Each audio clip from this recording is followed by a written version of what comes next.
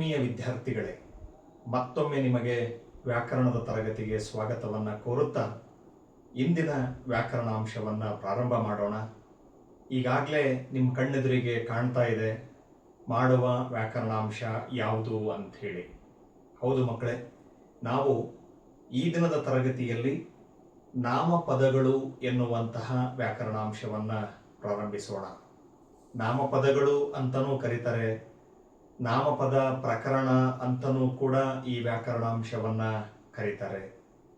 ರೂಢಿಗತವಾಗಿ ನಾಮಪದಗಳು ಅನ್ನೋದು ವಾಡಿಕೆ. ಹಾಗಾಗಿ ಮಕ್ಕಳೇ, ಈ ದಿನದ ತರಗತಿಯಲ್ಲಿ ನಾಮಪದಗಳು ಬಗ್ಗೆ ವಿಷಯವನ್ನು ತಿಳಿಯುವ ಪ್ರಯತ್ನ ಮಾಡೋಣ. ಎಲ್ಲೋ ಒಂದು ಕಡೆಗೆ ತುಂಬ ಮುಖ್ಯವಾಗಿರುವಂತಹ ವ್ಯಾಕರಣಾಂಶ ಮಕ್ಕಳೇ ಇದು ಕನ್ನಡದಲ್ಲಿ, ನಾಮಪದಗಳು ಎನ್ನುವಂಥದ್ದು. ಇದರಲ್ಲಿ ವಿಧಗಳು ಬರ್ತವೆ.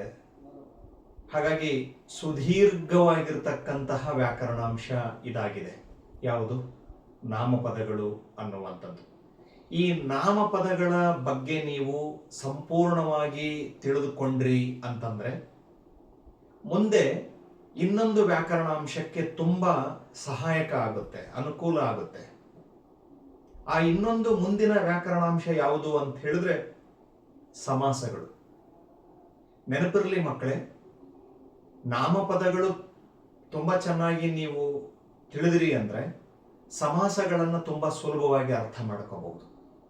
ಇವು ಒಂದಕ್ಕೊಂದು ಸಂಬಂಧ ಇದ್ದಾವೆ ಮಕ್ಕಳೇ, ಲಿಂಕ್ ಇದೆ. ವರ್ಣಮಾಲೆ ತಿಳಿದಿತ್ತು ಅಂದರೆ ಸಂಧಿ ತುಂಬ ಚೆನ್ನಾಗಿ ಅರ್ಥ ಆಗುತ್ತೆ. ಯಾಕೆಂದ್ರೆ ವರ್ಣಮಾಲೆಗೂ ಸಂಧಿಗಳಿಗೂ ಸಂಬಂಧ ಇದೆ. ಹಾಗೇನೆ ನಾಮಪದಗಳ ಬಗ್ಗೆ ನೀವು ತಿಳಿದ್ರಿ ಅಂತ ಹೇಳಿದ್ರೆ ಸಮಾಸಗಳಿಗೂ ನಾಮಪದಗಳಿಗೂ ಒಂದು ಅವಿನಾಭಾವ ನಂಟಿದೆ, ಸಂಬಂಧ ಇದೆ. ಹಾಗಾಗಿ ನಾವು ಒಂದೊಂದೇ ವಿಷಯವನ್ನ ಅಭ್ಯಾಸ ಮಾಡ್ತಾ ಹೋಗೋಣ. ಈಗ ಹೊಸದಾಗಿರುವಂತಹ ವ್ಯಾಕರಣಾಂಶವನ್ನ ಪ್ರಾರಂಭ ಮಾಡ್ತಾ ಇದ್ದೀವಿ. ಅದು ಯಾವುದು ಅನ್ನೋದು ಕಾಣ್ತಾ ಇದೆ, ನಾಮಪದಗಳು ಅನ್ನುವಂಥದ್ದು. ಗಮನ ಕೊಡಿ ಮಕ್ಕಳೇ, ನಾಮಪದಗಳು ಅನ್ನೋದರಲ್ಲಿ ಮೊದಲು ನಾಮ ಅನ್ನುವಂತಹ ಒಂದು ಪದ ಅಡಗಿದೆ ಮಕ್ಕಳೇ. ಏನಡಗಿದೆ? ನಾಮ. ನಾವು ಮೊದಲು ಆ ಎರಡಕ್ಷರದ ಪದದ ಅರ್ಥವನ್ನ ಮನಗಾಣೋಣ, ತಿಳಿಯೋಣ. ಇಲ್ಲಿ ಬರಿತಾ ಇದ್ದೀನಿ. ನಾಮ ಎಂದರೆ ಇದರ ಅರ್ಥ ಹೆಸರು ಎಂದರ್ಥ. ನಿಮಗೆ ಚೆನ್ನಾಗಿ ನೆನಪಲ್ಲಿ ಉಳಿಬೇಕು, ಅರ್ಥವನ್ನ ಮಾಡ್ಕೋಬೇಕು. ಇಲ್ಲಿದೆ ಏನು ಅಂದ್ರೆ ನಾಮ ಪದದ ಅರ್ಥ ಏನು ಅನ್ನೋದನ್ನ ನಿಮಗೆ ತಿಳಿಸಿಕೊಡ್ತಾ ಇದ್ದೀನಿ ಮಕ್ಕಳೇ. ಏನು ನಾಮ ಅಂದ್ರೆ? ಹೆಸರು ಎಂದರ್ಥ. ಹಾಗಾದ್ರೆ ಪೂರ್ತಿ ನಾಮಪದ ಎಂದರೇನು ಅಂಥೇಳಿ ನಿಮ್ಮನ್ನು ಯಾರಾದರೂ ಕೇಳಿದರೆ, ಪ್ರಶ್ನೆ ನಿಮ್ಮ ತಲೆಯಲ್ಲಿ ಉದ್ಭವಿಸಿದರೆ ಅದರ ವ್ಯಾಖ್ಯಾನ ತುಂಬಾ ಸುಲಭವಾಗಿದೆ ಮಕ್ಕಳೇ. ಏನು ಅಂದ್ರೆ, ಈಗ ನಮಗೆ ನಾಮ ಅಂದ್ರೆ ಹೆಸರು ಅನ್ನುವ ಅರ್ಥ ಗೊತ್ತಾದ ಮೇಲೆ ನಾಮಪದ ಎಂದರೇನು ಅಂತ ಪ್ರಶ್ನೆ ಹಾಕಿದ್ರೆ ಅದಕ್ಕಿರುವ ವ್ಯಾಖ್ಯಾನ ಅತಿ ಸುಲಭ ಮಕ್ಕಳೇ. ಅದೇನು ಅಂತ ಹೇಳಿದ್ರೆ ಹೆಸರನ್ನು ಸೂಚಿಸುವ ಪದವೇ, ಹೆಸರನ್ನು ಹೇಳುವ ಪದವೇ ಏನಾಗಿದೆ ಅಂತ ಹೇಳಿದ್ರೆ ನಾಮಪದವಾಗಿದೆ. ಆ ವ್ಯಾಖ್ಯಾನವನ್ನ ಈಗ ನಾವು ಅರ್ಥ ಮಾಡಿಕೊಳ್ಳೋಣ ಬರೆಯೋದ್ರ ಮೂಲಕ. ಗಮನ ಕೊಡಿ ಮಕ್ಕಳೇ. ಹೆಸರನ್ನು ಹೇಳುವ, ಇದು ಬಹಳ ಮುಖ್ಯವಾಗಿರೋದು ಮಕ್ಕಳೇ. ಹೆಸರನ್ನು ಹೇಳುವ ಅಥವಾ ಹೆಸರನ್ನು ಸೂಚಿಸುವ ಪದವೇ ಏನಾಗಿದೆ ಅಂತ ಹೇಳಿದ್ರೆ ನಾಮಪದವಾಗಿದೆ. ಇದು ನಾಮಪದಕ್ಕೆ ಇರುವಂತಹ ವ್ಯಾಖ್ಯಾನ ಮಕ್ಕಳೇ. ತುಂಬಾ ಸರಳವಾಗಿದೆ, ಸುಲಭವಾಗಿದೆ, ಅರ್ಥ ಮಾಡ್ಕೊಳ್ಳಿ. ಏನನ್ನ ಹೇಳುವ ಅಥವಾ ಸೂಚಿಸುವ ಪದಗಳು? ಹೆಸರನ್ನು ಹೇಳುವ ಅಥವಾ ಸೂಚಿಸುವ ಪದಗಳಿಗೆ ನಾವು ಏನಂತ ಕರೆದಿದ್ದೀವಿ ಅಂತ ಹೇಳಿದ್ರೆ ನಾಮಪದ ಅಂತ ಹೇಳಿ ಕರೆದಿದ್ದೀವಿ. ಯಾವುದೇ ಹೆಸರುಗಳು ಆಗಿರ್ಬೋದು. ನೀವೀಗ ಇಲ್ಲಿ ಇನ್ನೂ ಒಂದು ಪ್ರಶ್ನೆ ಉದ್ಭವ ಆಗುತ್ತೆ, ಸರ್ ಹೆಸರನ್ನ ಹೇಳುವ ಪದಗಳೇ ನಾಮಪದಗಳು ಅನ್ನೋದಾದ್ರೆ ಯಾವ ಯಾವ ಹೆಸರುಗಳು ಪ್ರಶ್ನೆ ಬರುತ್ತಲ್ಲ. ಯಾವ ಯಾವ ಹೆಸರುಗಳನ್ನು ಸೂಚಿಸುವ ಪದಗಳು ನಾಮಪದಗಳಾಗ್ತವೆ? ಅದಕ್ಕೆ ಮುಖ್ಯವಾಗಿರುವಂತಹ ಒಂದು 5 ಅಂಶಗಳಿದಾವೆ ಮಕ್ಕಳೇ, 5 ಪಾಯಿಂಟ್ಸ್ ಇದಾವೆ. ಅದನ್ನು ಬರೆಸ್ತೀನಿ, ಬರೆಸೋಕ್ಕಿಂತ ಮುಂಚೆ ಹೇಳ್ತೀನಿ, ಸರಿಯಾಗಿ ಗಮನ ಕೊಡಿ. ಯಾವುದರ ಹೆಸರುಗಳು ಅಂತ ಹೇಳಿದ್ರೆ ವ್ಯಕ್ತಿ, ವಸ್ತು, ಪ್ರಾಣಿ, ಪಕ್ಷಿ ಹಾಗೂ ಸ್ಥಳ ಅಥವಾ ಪ್ರದೇಶ, ಇವುಗಳ ಹೆಸರುಗಳನ್ನ ಸೂಚಿಸುವ ಪದಗಳಿಗೆ ನಾವು ಏನಂತ ಕರಿತೀವಿ ಅಂತ ಹೇಳಿದ್ರೆ ನಾಮಪದಗಳು ಅಂತ ಹೇಳಿ ಕರಿತೀವಿ. ಆ ವ್ಯಾಖ್ಯಾನವನ್ನ ಪರಿಪೂರ್ಣವಾಗಿ ನಾವು ನಾಮಪದಕ್ಕೆ ಕೊಡಬಹುದು ಮಕ್ಕಳೇ. ಹಾಗಾಗಿ ಆ ವ್ಯಾಖ್ಯಾನವನ್ನು ನಾವಿಲ್ಲಿ ಬರೆಯುವ ಪ್ರಯತ್ನ ಮಾಡೋಣ. ನೋಡಿ, ಏನು ನಾಮಪದದ ಒಂದು ಪೂರ್ಣವಾದ ವ್ಯಾಖ್ಯಾನ ಏನು ಅಂತ ಹೇಳಿದ್ರೆ ಇಲ್ಲಿ ಹೇಳ್ತಾ ಇದ್ದೀನಿ, ಬರಿತಾ ಇದ್ದೀನಿ. ವ್ಯಕ್ತಿ, ಗಮನ ಕೊಡಬೇಕು, ಒಂದು ವ್ಯಕ್ತಿ, ಆಮೇಲೆ ವಸ್ತು, ಆಮೇಲೆ ಪ್ರಾಣಿ, ಅದಾದ್ಮೇಲೆ ಪಕ್ಷಿ, ಹಾಗೂ ಕೊನೆಯದಾಗಿರ್ತಕ್ಕಂಥದ್ದು ಏನು ಅಂತ ಹೇಳಿದ್ರೆ ಹಾಗೂ ಸ್ಥಳ. ಏನು? ಸ್ಥಳ. ಅಥವಾ ಇದಕ್ಕೆ ಇನ್ನು ಒಂದು ಅರ್ಥದಲ್ಲಿ ನಾವು ಏನು ಹೇಳ್ಬೋದಪ್ಪ ಅಂತ ಹೇಳಿದ್ರೆ ಪ್ರದೇಶ, ಜಾಗ ಅನ್ನೋದನ್ನು ಕೂಡ ಸೂಚಿಸಬಹುದು ಮಕ್ಕಳೇ, ತಪ್ಪೇನಿಲ್ಲ. ಯಾವುದರ ಹೆಸರುಗಳು ಇಲ್ಲದ ನೋಡಿ. ವ್ಯಕ್ತಿ, ವಸ್ತು, ಪ್ರಾಣಿ, ಪಕ್ಷಿ ಹಾಗೂ ಸ್ಥಳಗಳ, ಪ್ರದೇಶಗಳ ಅಥವಾ ಸ್ಥಳಗಳ ಹೆಸರನ್ನು ಸೂಚಿಸುವ, ಸ್ಥಳಗಳ ಹೆಸರನ್ನು ಸೂಚಿಸುವ ಪದಗಳೇ ಏನಾಗಿದ್ದಾವೆ ಅಂತ ಹೇಳಿದ್ರೆ ನಾಮಪದಗಳಾಗಿದ್ದಾವೆ.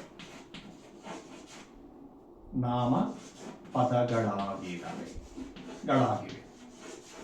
ಅರ್ಥ ಮಾಡಿಕೊಳ್ಳಕತ್ತಿದ್ದೀರಿ ಮಕ್ಕಳೇ? ತುಂಬಾ ಸುಲಭ ಇದೆ. ವ್ಯಾಖ್ಯಾನವನ್ನ ನೀವು ಚೆನ್ನಾಗಿ ಅದನ್ನ ಮನನ ಮಾಡ್ಕೋಬೇಕು.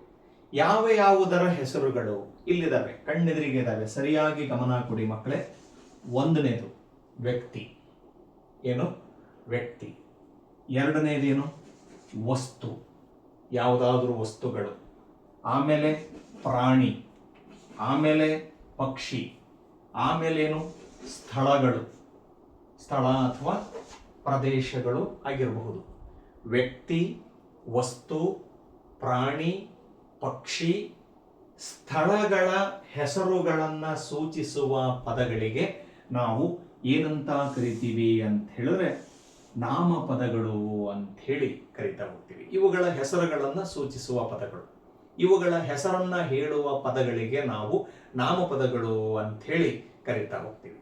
ಹಾಗಾದ್ರೆ ಅವುಗಳಿಗೆ ನಾವು ಉದಾಹರಣೆಗಳನ್ನ ನೋಡ್ತಾ ಹೋಗೋಣ. ಯಾವುಗಳಿಗೆ ಅಂತ ಹೇಳಿದ್ರೆ ಇಲ್ಲಿ ಕಾಣ್ತಾ ಇದ್ದೀರಲ್ಲ, ವ್ಯಕ್ತಿ, ವಸ್ತು, ಪ್ರಾಣಿ, ಪಕ್ಷಿ ಹಾಗೂ ಸ್ಥಳಗಳು ಅಂತ ನಾನು ಏನು ಹೇಳಿದೆ ವ್ಯಾಖ್ಯಾನದಲ್ಲಿ, ಅವುಗಳಿಗೆ ಒಂದೊಂದಿಷ್ಟು ಉದಾಹರಣೆಗಳನ್ನ ನಾವು ನೋಡ್ತಾ ಹೋಗೋಣ. ಈಗ ನಾನು ಅದೇ ಉದಾಹರಣೆಗಳನ್ನ ಇಲ್ಲಿ ಪಟ್ಟಿ ಮಾಡ್ತಾ ಹೋಗೋಣ. ಗಮನ ಕೊಡಿ ಮಕ್ಕಳೇ. ಉದಾಹರಣೆಯನ್ನ ಕೊಡ್ತಾ ಇದ್ದೀನಿ. ಮೊದಲು ಯಾವ ಪದವಿದೆ ಗಮನಿಸಿ. ಮೊದಲು ಯಾವುದಿದೆ? ವ್ಯಕ್ತಿ ಇದೆ. ಒಂದು ರೀತಿಯಲ್ಲಿ ಇದನ್ನ ಪಟ್ಟಿ ರೀತಿಯಲ್ಲಿ ರಚನೆ ಮಾಡೋಣ. ವ್ಯಕ್ತಿ ಆಯ್ತು. ಅದಾದ್ಮೇಲೆ ಯಾವುದು? ವಸ್ತು. ವಸ್ತು ಇದೆ. ಅದಾದ್ಮೇಲೆ ಯಾವುದಿದೆ? ಪ್ರಾಣಿ.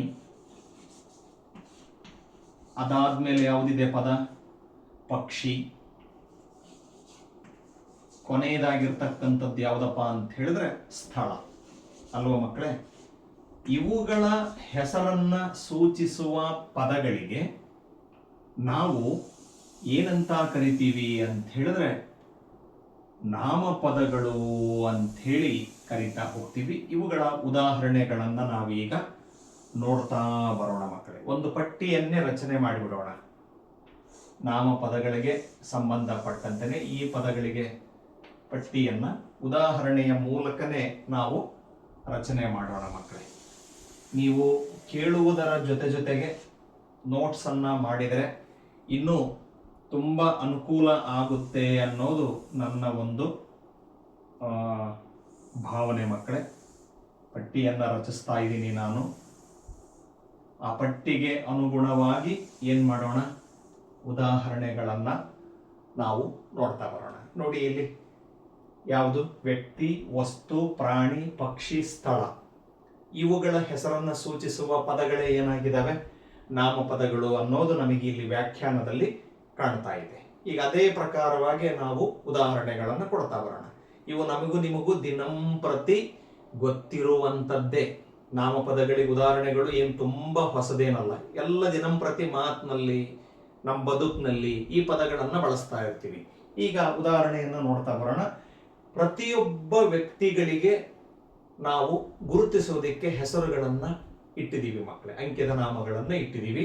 ಹಾಗಾಗಿ ಪ್ರತಿಯೊಬ್ಬ ವ್ಯಕ್ತಿಗಿರುವ ಹೆಸರುಗಳು ಕೂಡ ಏನಾಗಿದ್ದಾವೆ ಅಂತ ಹೇಳಿದ್ರೆ ನಾಮಪದಗಳಾಗಿದ್ದಾವೆ. ಅದು ನಮ್ಮ ಹೆಸರುಗಳಾಗಿರಬಹುದು, ನಿಮ್ಮ ಹೆಸರುಗಳಾಗಿರ್ಬೋದು, ಅಪ್ಪ ಅಮ್ಮ ಎಲ್ರಿಗೂ ಹೆಸರುಗಳನ್ನು ಇಟ್ಟಿದ್ದಾರೆ.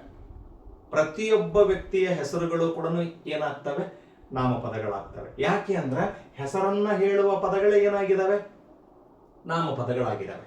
ಈಗ ಹಾಗೆ ನೋಡೋದಾದ್ರೆ ವ್ಯಕ್ತಿಗೆ ಸಂಬಂಧಪಟ್ಟ ಕೆಲವು ಹೆಸರುಗಳನ್ನು ನಾವು ಉದಾಹರಣೆಯಾಗಿ ನೋಡ್ತಾ ಬರೋಣ. ಮೊದಲನೇ ಪದ ಏನು ಬರದೆ ನೋಡಿ, ರಾಮ. ರಾಮ ಅನ್ನೋದು ಒಂದು ನಾಮಪದ, ಹೆಸರನ್ನ ಸೂಚಿಸ್ತಕ್ಕಂಥದ್ದು. ಯಾವುದಕ್ಕೆ ಸಂಬಂಧಪಟ್ಟದ್ದು, ವ್ಯಕ್ತಿಗೆ ಸಂಬಂಧಪಟ್ಟದ್ದು. ಹಾಗೇನೆ ರಮೇಶ, ಇದು ವ್ಯಕ್ತಿಗೆ ಸಂಬಂಧಪಟ್ಟ ಹೆಸರು. ಹೌದು ಅಲ್ವೋ ಮಕ್ಕಳೇ? ಹೌದು, ರಮೇಶ. ಹಾಗೇನೆ ಸುಮಾ ಅಥವಾ ಸೀತಾ, ರಾಧಾ ಹೆಸರುಗಳು ಸ್ತ್ರೀಲಿಂಗ ರೂಪಕ್ಕೆ ಉದಾಹರಣೆಯಾಗಿ ಕೊಡುವಂಥದ್ದು. ಸುಮಾ ಇದು ಕೂಡ ವ್ಯಕ್ತಿಗೆ ಇಡುವಂತಹ ಹೆಸರು ಮಕ್ಕಳೇ. ಅರ್ಥ ಆಯ್ತಲ್ಲ? ಇದು ಕೂಡ ಬರುತ್ತೆ. ಹಾಗೇನೆ ಇನ್ನು ಒಂದು ಹೆಸರನ್ನ ಕೂಡ ತಗೊಳ್ಳೋಣ. ರಾಮನ್ ತಗೊಂಡಿವಂದ್ರೆ ರಾವಣನ್ನೇ ಹಾಕ್ಬಿಡೋಣ, ಅವನ ಹೆಸರನ್ನು ಕೂಡ ತಗೊಂಡ್ಬಿಡೋಣ. ರಾವಣ ಅನ್ನೋದು ಕೂಡ ಹೆಸರಲ್ವಾ, ವ್ಯಕ್ತಿ. ಅದು ಪುಲ್ಲಿಂಗ ರೂಪದ ವ್ಯಕ್ತಿಯಾಗಿರಲಿ ಅಥವಾ ಸ್ತ್ರೀಲಿಂಗ ರೂಪದ ವ್ಯಕ್ತಿಯಾಗಿರಲಿ, ನಪುಂಸಕ ಲಿಂಗದ್ದು ಅದು ಇಲ್ಲಿ ಬಂದ್ಬಿಡುತ್ತೆ, ವಸ್ತುಗಳ ಲೆಕ್ಕದಲ್ಲಿ ಬಂದ್ಬಿಡುತ್ತೆ. ಹಾಗಾಗಿ ವ್ಯಕ್ತಿಗಳಿಗೆ ಇಡುವ ಹೆಸರುಗಳು ಕೂಡ ಏನಾಗಿದ್ದಾವೆ ಅಂತ ಹೇಳಿದ್ರೆ ನಾಮಪದಗಳಿಗೆ ಉದಾಹರಣೆಗಳು ಆಗಿದ್ದಾವೆ. ಇನ್ನ ಎರಡನೆಯ ಅಂಶ ಯಾವುದಿದೆ, ಪಾಯಿಂಟ್, ವಸ್ತುಗಳು. ನಾವು ದಿನಂಪ್ರತಿ ನಮ್ಮ ಬದುಕಲ್ಲಿ ಬಳಸುವ ಯಾವುದೇ ವಸ್ತುಗಳಾಗಿರ್ಬೋದು, ಬಳಸುವ ಪ್ರತಿಯೊಂದು ವಸ್ತುಗಳಿಗೂ ಕೂಡ ಹೆಸರುಗಳು ಇದಾವಲ್ವ ಮಕ್ಕಳೇ? ಇದಾವೆ. ಹಾಗಾಗಿ ವಸ್ತುಗಳಿಗೆ ಬಳಸುವ ಹೆಸರುಗಳು ಕೂಡ ನಾಮಪದಗಳಿಗೆ ಉದಾಹರಣೆಗಳಾಗ್ತವೆ. ಉದಾಹರಣೆಗೆ ಇಲ್ಲಿ ಕೊಡೋದಾದ್ರೆ ಒಂದೊಂದಾಗಿ ನಾನು ಹೇಳ್ತಾ ಹೋಗ್ತೀನಿ. ನೋಡಿ, ಪುಸ್ತಕ ವಸ್ತು ತಾನೆ, ವಸ್ತುವಿಗೆ ಹೆಸರಿದೆ, ಪುಸ್ತಕ. ಹಾಗೇನೆ ಮನೆ, ಏನು ಮನೆ, ಅದು ಸ್ಥಳಕ್ಕೂ ಕೂಡ ಕೊಡಬಹುದು, ತಪ್ಪೇನಿಲ್ಲ. ಆದರೂ ಇಲ್ಲೂ ಕೂಡ ಹೇಳ್ಬೋದು, ಅದು ಒಂದು ವಸ್ತು ಮನೆ ಅನ್ನೋದು. ಆಮೇಲೆ ನೋಡಿ, ಮರ, ಹೌದು ಅಲ್ವೋ, ಮರ. ಆಮೇಲೆ ಇನ್ನು ಒಂದು ಉದಾಹರಣೆಯನ್ನ ಇಲ್ಲಿ ಕೊಡೋದಾದ್ರೆ ಕಲ್ಲು, ಮಣ್ಣು, ತಟ್ಟೆ, ತಂಬಿಗೆ, ಪೆನ್ನು, ಹಾಳೆ, ಬೇಕಾದಷ್ಟು ದಿನಂಪ್ರತಿ ನಮಗೆ ಬರಿಬೇಕಾದ್ರೆ ಏನೆಲ್ಲ ಸಿಗ್ತಿರ್ತಾವೆ, ನಿಮ್ಮ ಏನು ಓದಿಗೆ ಸಂಬಂಧಪಟ್ಟ ಸಾಮಗ್ರಿಗಳು ಎಲ್ಲವೂ ಕೂಡ ಏನಾಗಿದ್ದಾವೆ, ವಸ್ತುಗಳಾಗಿದ್ದಾವೆ. ನಾವು ಜೀವನಕ್ಕೆ ಬಳಸುವಂತಹ ಉಪಯುಕ್ತ ಎಲ್ಲ ವಸ್ತುಗಳಿಗೂ ಕೂಡ ಏನಾಗ್ತವೆ, ಹೆಸರುಗಳನ್ನು ನಾವು ಇಟ್ಟಿದ್ದೀವಿ. ಹಾಗಾಗಿ ವಸ್ತುಗಳ ಹೆಸರುಗಳು ಕೂಡ ನಮಗೆ ಏನಾಗ್ತವೆ ಅಂತ ಹೇಳಿದ್ರೆ ನಾಮಪದಗಳಿಗೆ ಉದಾಹರಣೆಗಳು ಆಗ್ತವೆ. ಇನ್ನ ಮೂರನೇದಾಗಿರ್ತಕ್ಕಂತಹ ಅಂಶ ಯಾವುದಿದೆ, ಪ್ರಾಣಿಗಳು. ಸಾಕಷ್ಟು ಪ್ರಾಣಿಗಳದವಲ್ಲ, ಸಾಕು ಪ್ರಾಣಿಗಳಿದಾವೆ, ಹಾಗೇನೆ ಕಾಡು ಪ್ರಾಣಿಗಳಿದಾವೆ. ಅವುಗಳಿಗೆ ಉದಾಹರಣೆಗಳನ್ನ ಕೊಡೋದಾದ್ರೆ ಸರಳವಾಗಿ ಗೊತ್ತಿರೋ ಅಂಥದ್ದೇ ಹಸು, ಹೌದಲ್ವಾ, ಹಸು. ಆಮೇಲೆ ಬೆಕ್ಕು ಬರುತ್ತೆ, ಬೆಕ್ಕು. ಅದೇ ರೀತಿ ಸಿಂಹ,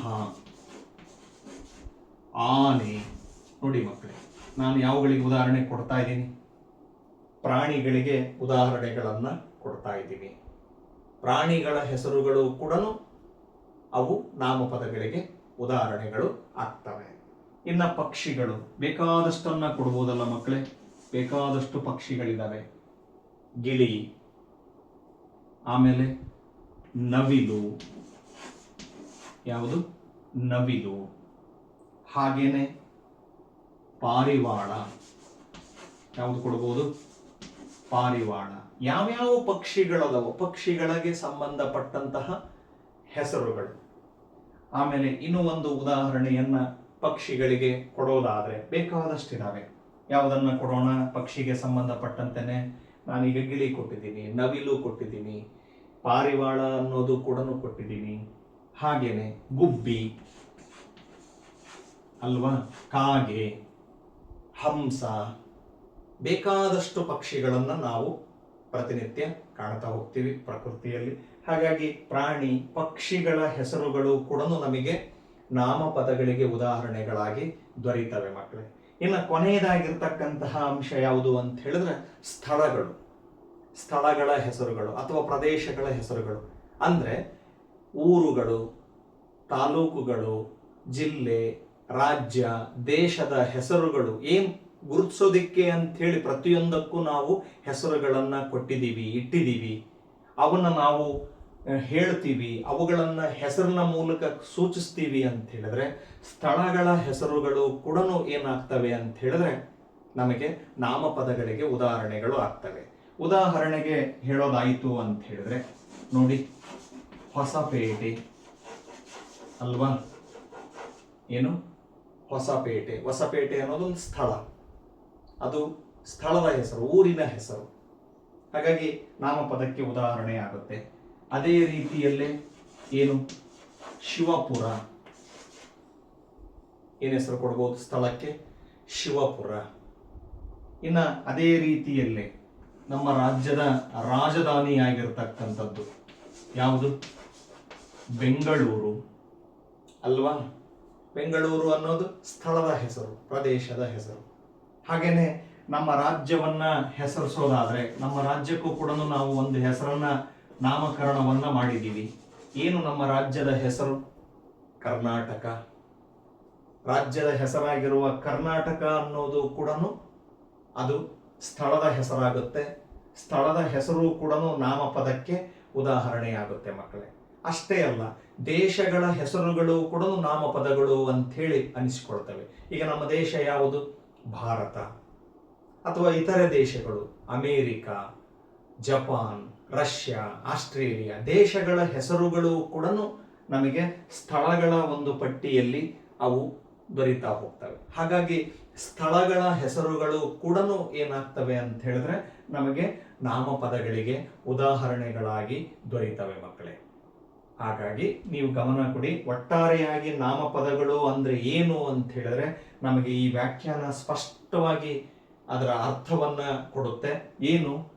ವ್ಯಕ್ತಿ, ವಸ್ತು, ಪ್ರಾಣಿ, ಪಕ್ಷಿ ಹಾಗೂ ಸ್ಥಳಗಳ ಹೆಸರನ್ನ ಸೂಚಿಸುವ ಪದಗಳೇ ಏನಾಗಿದ್ದಾವೆ ಅಂತ ಹೇಳಿದ್ರೆ ನಾಮಪದಗಳು ಅಂತ ಹೇಳಿ ಆಗಿದ್ದಾವೆ.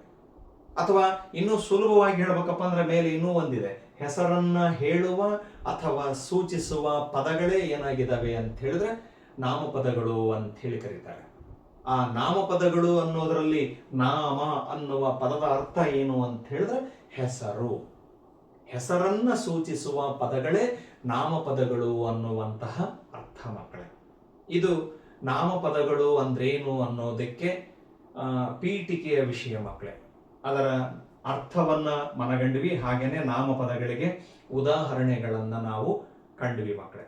ಮುಂದಿನ ತರಗತಿಯಲ್ಲಿ ಈ ಪ್ರತಿಯೊಂದು ನಾಮಪದಗಳಿಗೆ ಮೂಲ ರೂಪವಾಗಿರ್ತಕ್ಕಂತಹ ನಾಮ ಪ್ರಕೃತಿ ಅನ್ನುವ ಪದವಿದೆ ಮಕ್ಕಳೇ. ನಾಮಪದದ ಮೂಲ ರೂಪ ಅಂತ ಹೇಳಿ ಕರೀತಾರೆ. ಏನನ್ನ? ನಾಮ ಪ್ರಕೃತಿ. ನಾಮಪದದ ಮೂಲ ರೂಪಕ್ಕೆ ನಾಮ ಪ್ರಕೃತಿ ಅಂತ ಹೇಳಿ ಒಂದು ವಿಷಯ ಇದೆ. ಏನು ನಾಮ ಪ್ರಕೃತಿ, ಅದರ ಅರ್ಥ ಏನು ಅನ್ನೋದನ್ನ ಮುಂದಿನ ತರಗತಿಯಲ್ಲಿ ನಾವು ನೋಡ್ತಾ ಹೋಗೋಣ. ಇಂದಿನ ತರಗತಿಯಲ್ಲಿ ನಾವು ನಾಮಪದ ಅಂದ್ರೇನು ಹಾಗೇನೆ ನಾಮಪದಗಳಿಗೆ ಉದಾಹರಣೆಗಳನ್ನ ನೋಡುವ ಪ್ರಯತ್ನವನ್ನ ಮಾಡಿದ್ದೀವಿ ಮಕ್ಕಳೇ. ಇದು ತಮ್ಮೆಲ್ಲರಿಗೂ ಕೂಡ ಸರಳವಾಗಿ ಅರ್ಥವಾಯಿತು ಅನ್ನೋದು ನನ್ನ ಭಾವನೆ ಮಕ್ಕಳೇ. ಇಷ್ಟನ್ನು ಹೇಳ್ತಾ ಇಂದಿನ ಈ ನಾಮಪದಗಳ ಪ್ರಾರಂಭದ ವಿಷಯವನ್ನು ಮುಕ್ತಾಯ ಮಾಡ್ತಾ ಇದ್ದೀನಿ. ಯಾರೆಲ್ಲ ನನ್ನ ಈ GMV ಕನ್ನಡ ಚಾನಲನ್ನು ನೋಡ್ತಾ ಇದ್ದೀರಿ, ದಯಮಾಡಿ ಸಬ್ಸ್ಕ್ರೈಬ್ ಮಾಡಿ ಅಂಥೇಳಿ ಕೇಳ್ಕೊಳ್ತೀನಿ. ಹಾಗೆಯೇ ಇಷ್ಟವಾದಲ್ಲಿ ಲೈಕ್ ಮಾಡಿ, ನಿಮ್ಮ ಸಲಹೆ ಸೂಚನೆಗಳನ್ನು ಕಮೆಂಟ್ಸ್ಗಳ ಮೂಲಕ ತಿಳಿಸಿ. ಎಲ್ಲದಕ್ಕಿಂತಲೂ ಹೆಚ್ಚಾಗಿ ಓದುವ ವಿದ್ಯಾರ್ಥಿಗಳಿಗೆ ಇದನ್ನು ಶೇರ್ ಮಾಡಿ ಅನ್ನೋ ಮಾತನ್ನು ಹೇಳ್ತಾ ಮುಂದಿನ ವಿಷಯದೊಂದಿಗೆ ಮತ್ತೆ ಭೇಟಿ ಮಾಡ್ತೀನಿ. ಅಲ್ಲಿವರೆಗೂ ಎಲ್ರಿಗೂ ಧನ್ಯವಾದಗಳು.